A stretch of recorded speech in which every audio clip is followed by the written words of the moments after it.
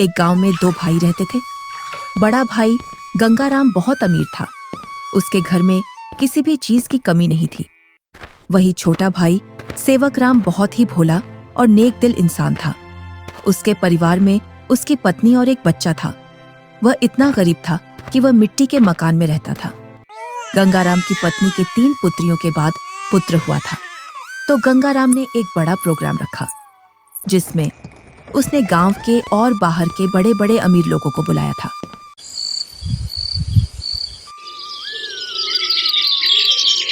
सुबह से ही गंगाराम के घर के चारों ओर चहल पहल थी। कहीं पकवान बन रहे थे, तो कहीं बच्चे खेल रहे थे और कहीं मेहमान आ रहे थे। गंगाराम के घर के चारों ओर खुशी का माहौल था।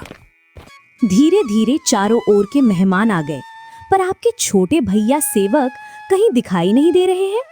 अभी तक आए नहीं। आपने गांव में सबको बुलावा दिया है ना? अरे हाँ, बुलाया है उसको। आता ही होगा अपने बच्चों के साथ। तू यहीं रुक और मेहमानों को देख, मैं अभी आता हूँ व्यवस्था देखकर। इतना कहकर गंगाराम घर से बाहर चला जाता है और गुनगुनाता है, मैं उसको अपने प्रोग्राम में क्यों बुलाऊं? वो कहाँ और मैं कहाँ? मेरे यहाँ एक से बढ़कर एक अमीर मेहमान आ रहे हैं। अगर किसी को पता चल गया कि मेरा भाई इतना गरीब है तो मेरी नाक कट जाएगी। कुछ गांव के लोग सेवकराम के घर के आगे से गंगाराम के प्रोग्राम में जा रहे थे और सेवकराम अपने घर से खेतों पर जाने की तैयारी कर रहा था। जैसे ही वह घर से बाहर निकलता है तो उसको कुछ गांव वाले मिल जाते हैं। अरे सेवकराम, तू अपने भाई के घर नहीं गया? तेरी भाभी के बहुत दिनों बाद लड़का हुआ है। इसी उपलक्ष्य में तेरे भाई ने बहुत बड़ा प्रोग्राम रखा है। तू तो चाचा बन गया है और तू यहाँ, जबकि तुझे तो अपने भाई के घर सबसे पहले पहुंचना था। सेवकराम ये सुनकर दंग रह जाता है। इस बारे में उसे कुछ भी पता नहीं था, पर वह गांव वालों के सामने ऐसे बोलता है जैसे उसे पहले से सब पता है। अरे हाँ भाई, मुझे भी जाना है। बस थोड़ा सा खेतों पर काम बचा है, उसको मैं पूरा करके आता हूँ। जल्दी काम पूरा करके आ भाई। सुना है भाई गंगाराम ने बहुत ही स्वादिष्ट पकवान बनवाए हैं और उसने खाने पर पूरे गांव को बुलाया है। हाँ, ये तो बड़ी ही अच्छी बात है। तुम लोग चलो, मैं आता हूँ। जैसे ही गांव वाले वहां से निकल जाते हैं तो सेवकराम का मुंह उतर जाता है। ये तो बहुत खुशी की बात है, पर इसके बारे में तो मुझे कुछ पता ही नहीं है। चलो, मेरे बड़े भाई के घर पुत्र रत्न तो आया और मैं फिर से चाचा बन गया, पर मुझे इस बारे में कुछ बताया भी नहीं। शायद काम काज ज्यादा है, इसी वजह से मुझे बताना भूल गया होगा, वरना ऐसा हो नहीं सकता कि मेरा भाई मुझे न बुलाए। अरे भाग्यवान, तुमने सुना? तुम्हारी जेठानी के लड़का हुआ है। कुछ गांव वाले इधर से गुजर कर जा रहे थे। क्यों ना अपन भी चलें बड़े भाई के यहाँ? सुना है बहुत ही अच्छे अच्छे पकवान बने हैं वहाँ पर। अरे, ये तो बड़ी खुशी की बात है। आप फिर से चाचा बन गए और मैं चाची, परंतु उन्होंने हमें बुलाया नहीं। बिना बुलाए हम कैसे जा सकते हैं उनके प्रोग्राम में? बिना बुलाए वहाँ जाना सही नहीं होगा। अगर गांव में इस बात का पता चल गया कि हम बिन बुलाए उनके प्रोग्राम में आए हैं तो लोग क्या कहेंगे? बड़े भैया इतना बड़ा प्रोग्राम कर रहे हैं और इतने बड़े प्रोग्राम में पूरे काम की जिम्मेदारी भी उन्हीं पर है। तुम्हें पता है ना उनके पास कितना कामकाज होगा। इसी कामकाज की वजह से हमसे बोलना भूल गए होंगे और प्रोग्राम वाला आदमी तो कुछ ना कुछ तो भूल ही जाता है। आप लोग चलो ना, मैं अपने ताऊ का घर और अपने छोटे भाई को देख आऊंगा। कैसे चलें बेटा? मन तो मेरा भी बहुत कर रहा है जाने को, पर उन्होंने हमें प्रोग्राम का निमंत्रण भी नहीं दिया और ना ही हमसे बोला। उन्होंने फिर किस मुंह से उनके प्रोग्राम में जाएं? क्या हम अपने छोटे भाई से मिलने नहीं जाएंगे पापा? क्यों नहीं, हम जरूर चलेंगे आपके छोटे भाई से मिलने के लिए। क्यों आप छोटे बच्चे को झूठी तसल्ली दे रहे हो? तुम्हें पता है ना, तुम्हारे बड़े भाई हमें उनके बराबर नहीं समझते हैं, तभी तो उन्होंने हमें प्रोग्राम में नहीं बुलाया है। तुम तो सदा गड़े मुर्दे उखाड़ती हो। ऐसा नहीं है, वो हमको चाहते हैं, वो तो कामकाज की वजह से बुलाना भूल गए हैं। तुम्हें लग रहा है कि भैया तुम्हें बुलाना भूल गए हैं, तो तुम जाओ। बिन बुलाए मैं नहीं जाने वाली कहीं। मैं तो खूब खुश हूँ अपने घर में। आपको जाना है तो जाओ। ठीक है, मैं और मुन्ना चले जाते हैं। तुम्हें नहीं जाना तो मत चलो। आप जा रहे हो तो जाओ, पर उधर से जल्दी लौट कर आना। सेवकराम और उसका बच्चा प्रोग्राम में जाने के लिए तैयार हो जाते हैं। अब तुम प्रोग्राम में जा रहे हो तो बच्चे को देने के लिए कुछ तो ले जाना पड़ेगा। हाँ, बहुत देर से मैं भी यही सोच रहा था, बच्चे के लिए क्या ले जाऊं, और बाजार से ले जाने के लिए मेरे पास पैसे भी नहीं हैं। आप तो ये लकड़ी का झूला ले जाओ जो तुमने मुन्ना के लिए बनाया था। अब मुन्ना के कुछ काम का नहीं है। हाँ, यही ले जाता हूँ, इसमें बच्चा खूब आराम से सोएगा।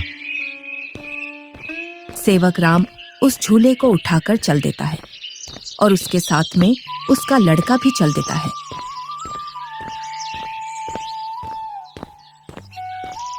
थोड़ी देर बाद दोनों प्रोग्राम में पहुंच जाते हैं।